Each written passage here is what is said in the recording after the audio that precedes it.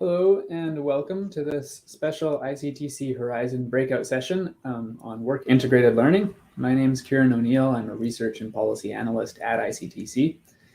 ICTC and Magnet have been collaborating to share our learnings and program evaluation practices to try to improve the delivery of a specific work integrated learning program called the Student Work Placement Program, or as we say, SWEP.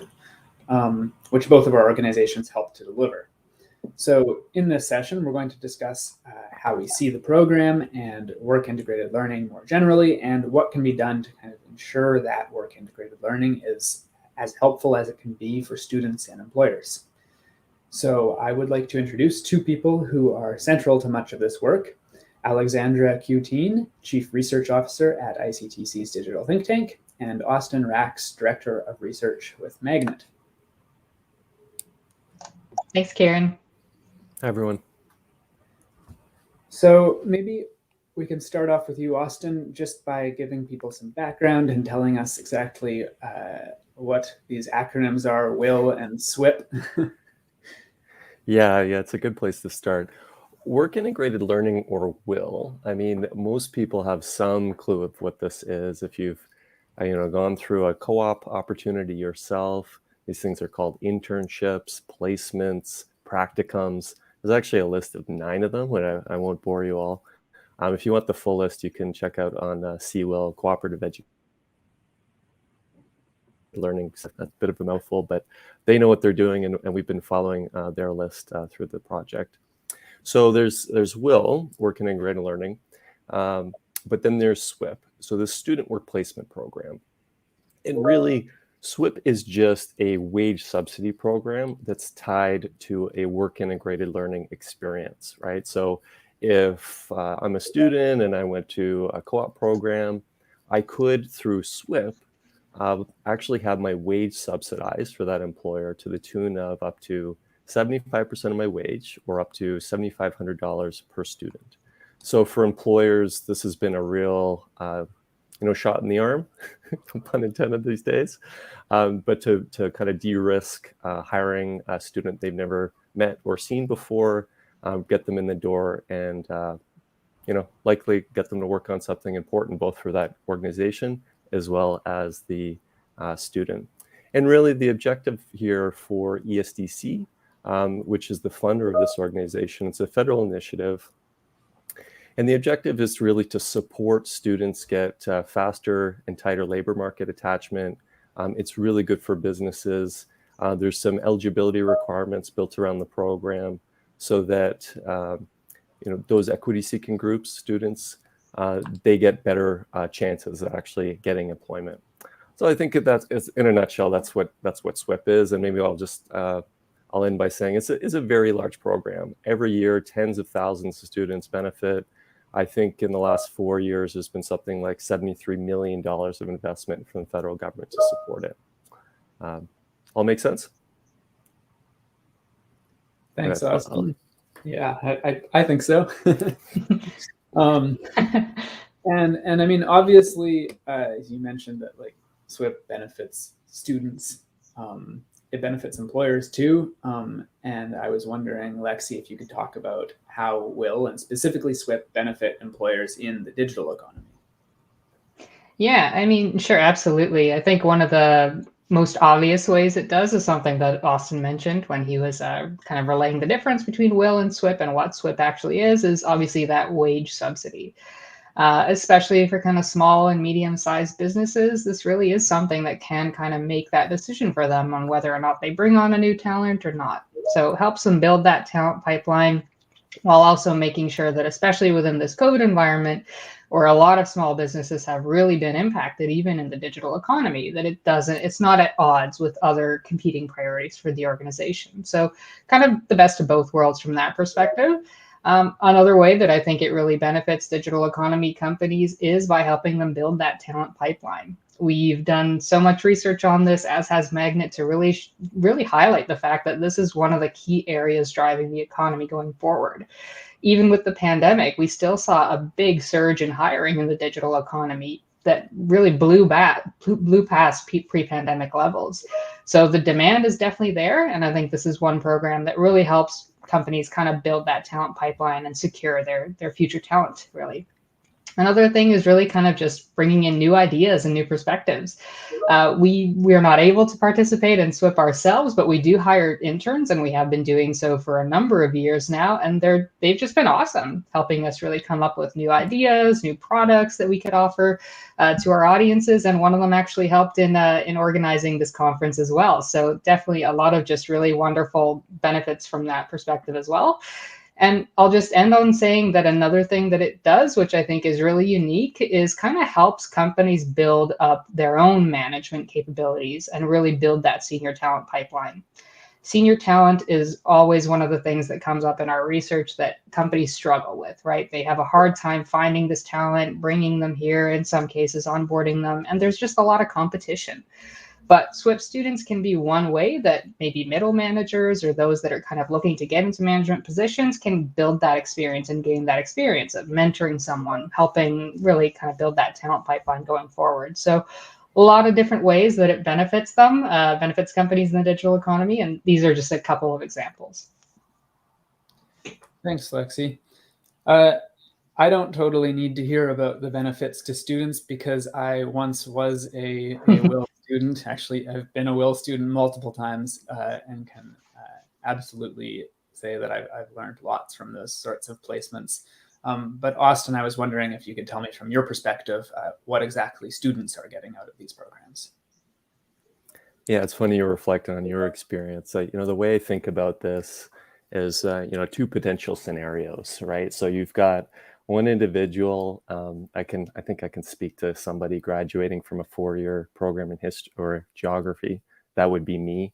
I did not have the benefit of a work integrated learning experience. I didn't have anything in my field over the summer or during the term, compared to some of my peers that did actually get to work for an urban planning firm during the summer. And, Lexi talks about experience for the employer, but this is really about experience for students. And so for me, going through, I did not really know when I graduated what I was going to do with my skills. I didn't know what it meant to actually work, a 9-to-5 job, checking in every single day, how to be professional in the workplace. And when I kind of got back to school every fall, I didn't really know where all my learning in an academic setting was taking me, eventually down the road of where I was going to get a job. Where my peers, and this has really been shown in the evidence through our evaluation work, we know that people that do get this work integrated learning experience, they typically return back to the academic setting with more focus. Their academic performance, it increases relative to those that don't. Their wages, if they actually go back to the workplace, their wages tend to be better than if you didn't have this experience. You're more optimistic about your future careers and even academic programs if you've had this work integrated learning experience. And then the piece that's, I think, just really fundamental is having crystal clear focus on the skills that you need to actually be successful in that workplace. So imagine your second year, you work over the summer, and you come back, you really understand, oh, shoot, I don't have this, this core technical skill this employer is asking me for. I'm going to use this year and make sure I get some experience with that. So, if I eventually get back to that workplace, I can do better. I think that really sums it up. And just to say that, all those people that, have any opportunity to get exposed to WIL, or even if you're kind of a career influencer of, a nephew, son, daughter, you name it, all the evidence is saying this is a really good opportunity for a student. Thanks. I can absolutely relate to most of that. So a lot of what we've talked about so far is kind of these positive outcomes of these programs. And I'm wondering how we learn about what those positive effects are, how we kind of measure them, and specifically how we can look at the economic impact of programs like SWEP. I'll hop on that one. Yeah, that's a great question, and it's always, I think, one of those $1 million questions, if to use that idiom or phrase. It's a difficult one to answer in some ways, right? Because the long-term impacts are something that you measure over a longer term. But what we worked on together, ICTC and Magnet, is kind of just evaluating our own programs and looking at what that immediate or short-term impact of it was. So in terms of the economic benefit of it, what does that really look like? What is the actual dollar value, so to speak, of it? And what we found was actually, well, two different things. One is really kind of the direct economic impact that this had. So Austin alluded to it when he was talking about students kind of going back to school after SWEP, and maybe they would have higher wages, or maybe employers would hire them just for higher wages, considering they have some of that experience.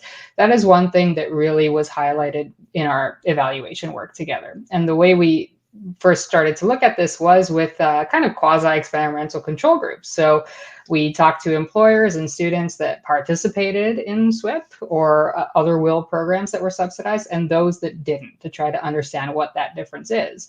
And what we found is that there is a real tangible difference between the two. Employers that participated in SWEP tended to pay the youth participants at a higher rate than those that otherwise might not have participated. So we do see a significant increase in the monthly value or economic value for employers of several hundreds of dollars when bringing on a SWEP student. And of course, we see that for the SWEP students as well, and that they eventually just got higher wages by participating in these programs. And for students, the value was even higher, of many hundreds of dollars, really almost $1,000 a month per student. So these are obviously things that you can directly measure, right? And it contributes to other factors like just the tax base eventually, or just the value of the actual investment from the government into this program. And it is clear that there is a very real value in it beyond just the wage subsidy. Another thing that is kind of more of a longer term impact, or an indirect impact, if you will, is really the opportunity that it also provides to employers. So this was not part of our evaluation, but we do often get kind of feedback from our employers that participate, where they talk about the benefit that the student really had for their company.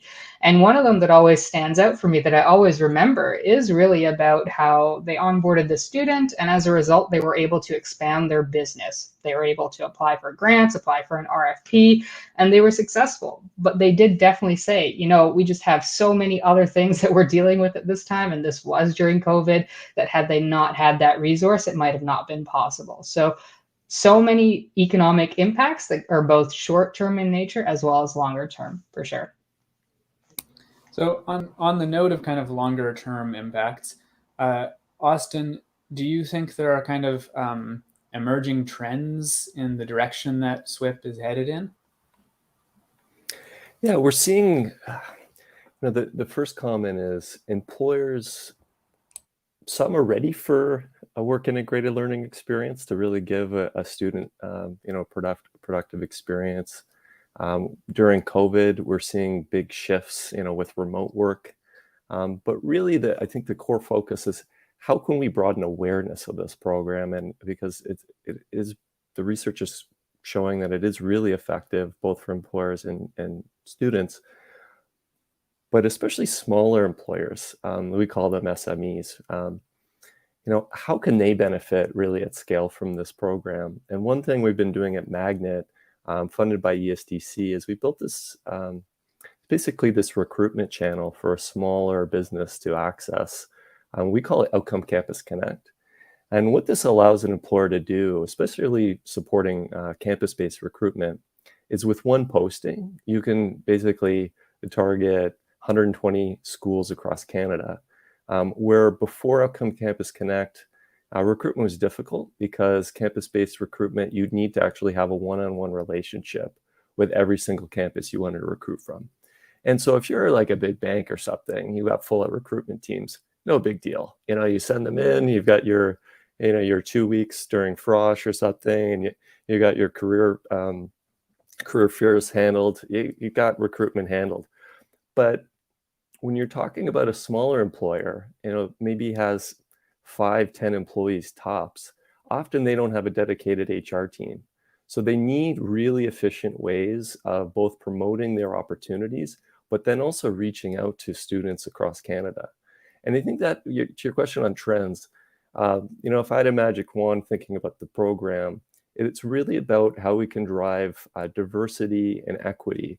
And when I say that, I mean allowing students from smaller schools or more rural, remote areas, it could be a college, doesn't have to be a university experience, to make sure that they're actually seeing the opportunities across Canada.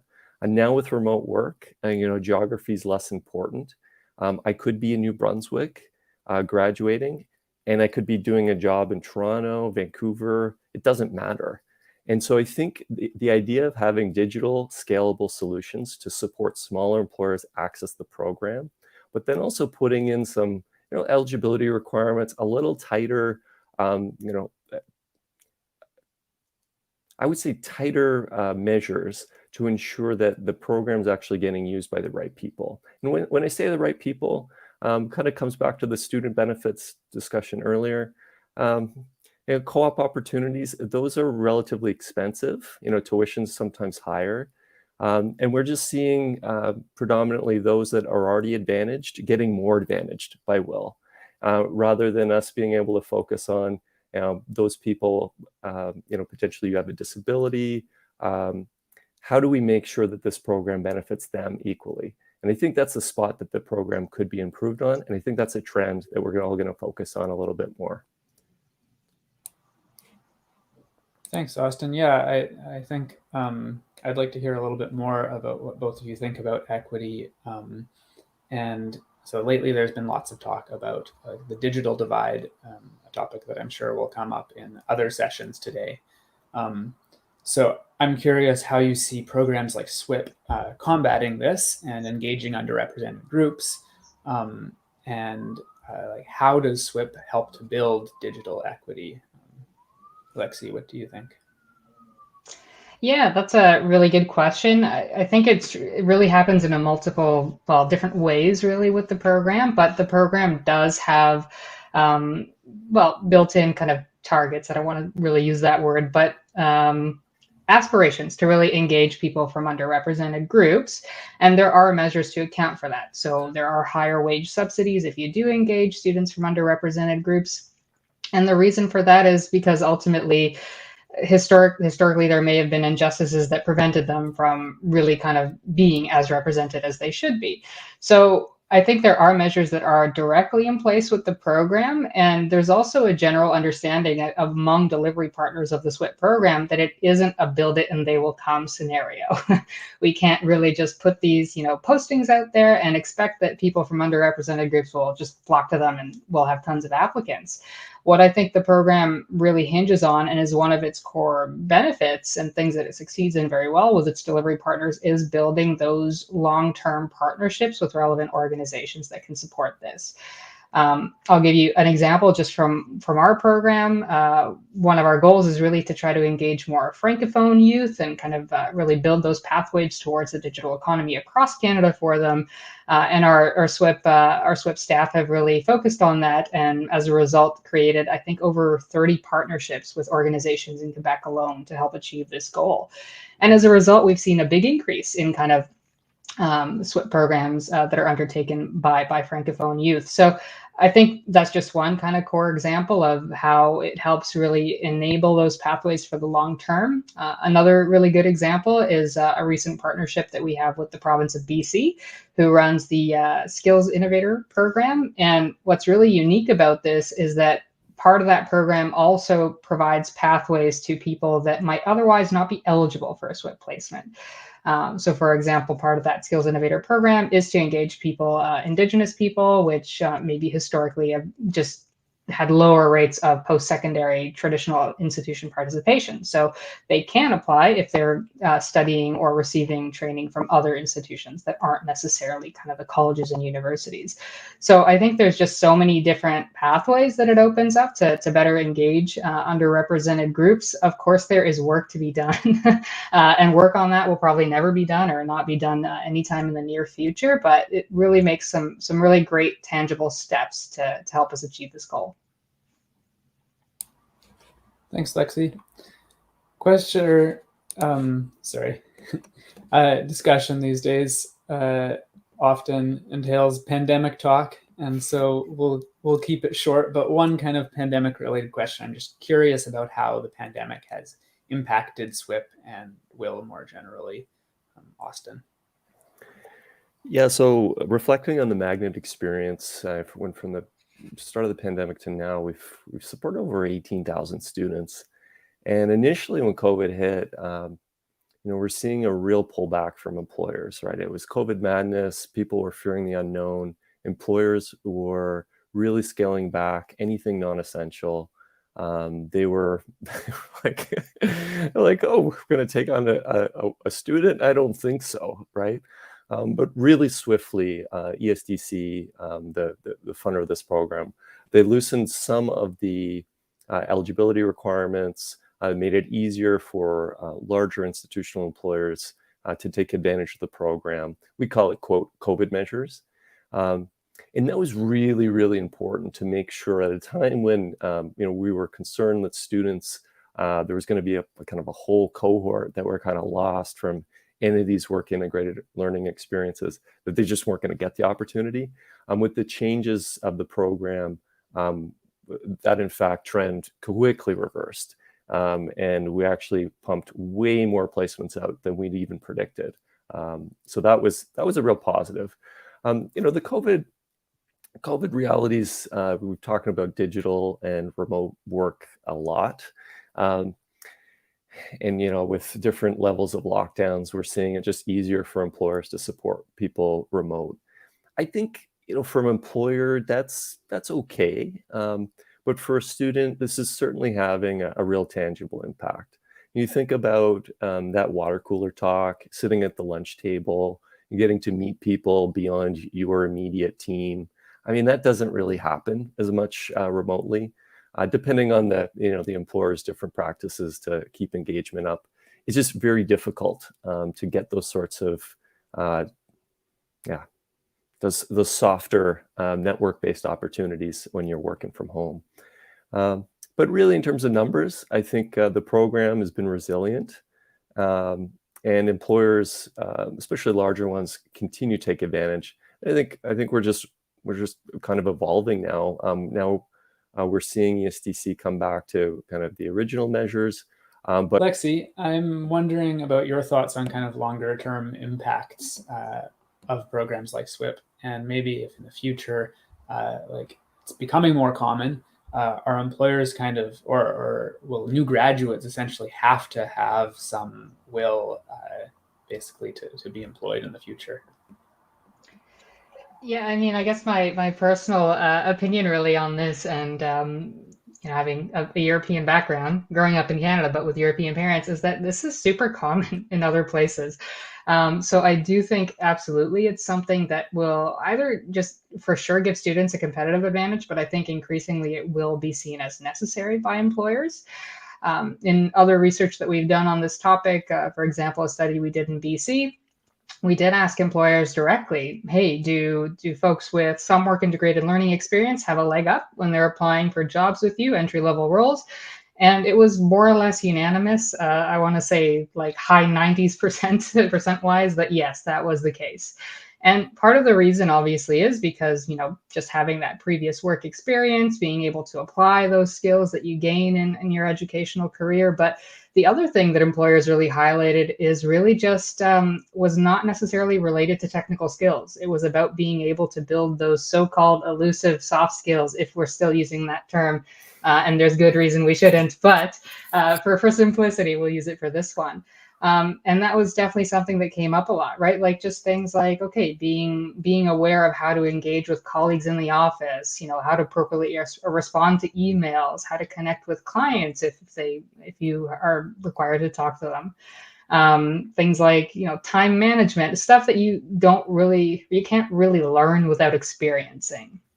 So I think that's absolutely kind of one of the key features of it, and why increasingly employers, in my opinion, really do value it and do deem it necessary.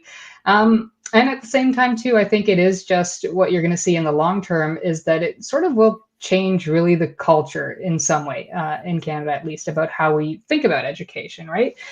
historically, maybe, you know, it's a bit of a linear pathway of I go to school, I finish school, then I graduate and I get a job.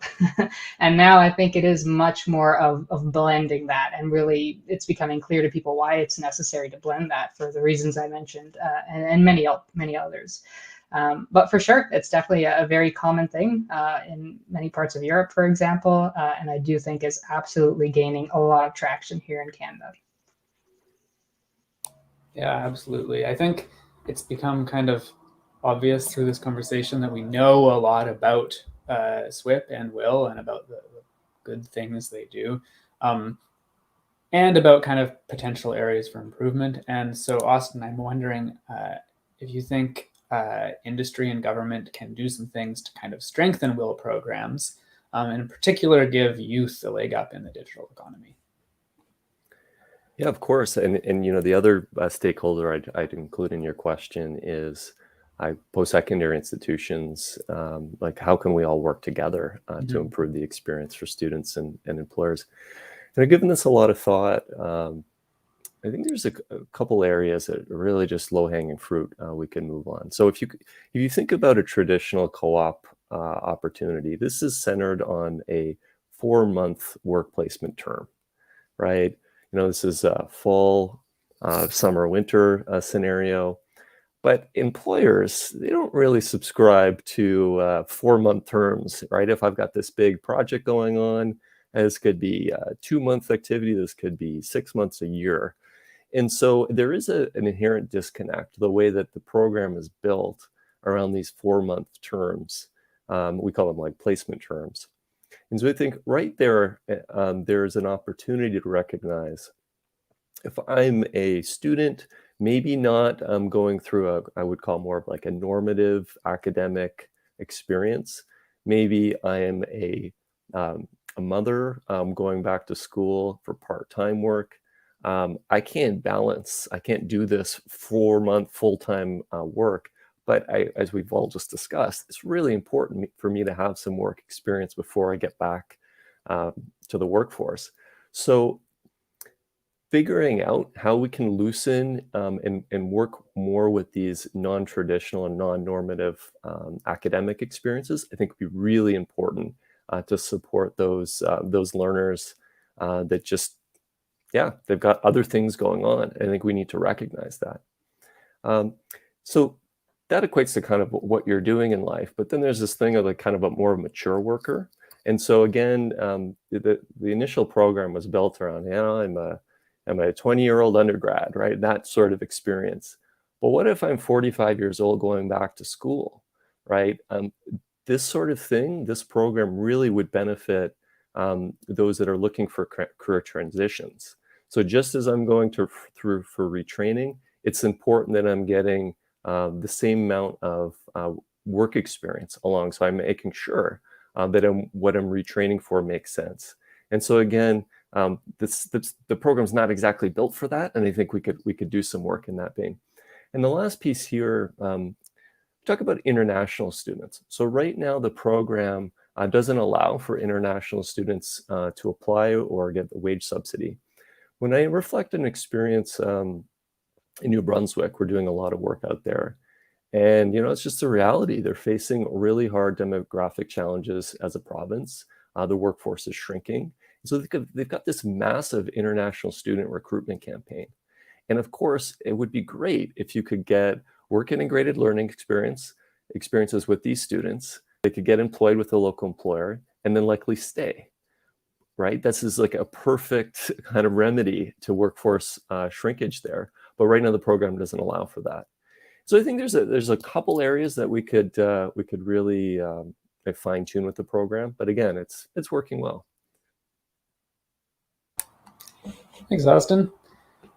Those are all of the questions I have for you. I see a couple of comments with questions. One is from me, so I'll take that away.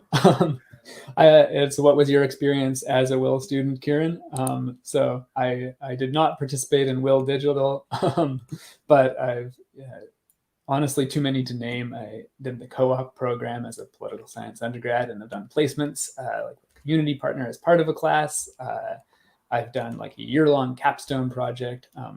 And I think I've gotten tons out of these things, but essentially just how kind of work operates in the real world, and to learn what I like, learn about kind of career options. And so that's been huge for me.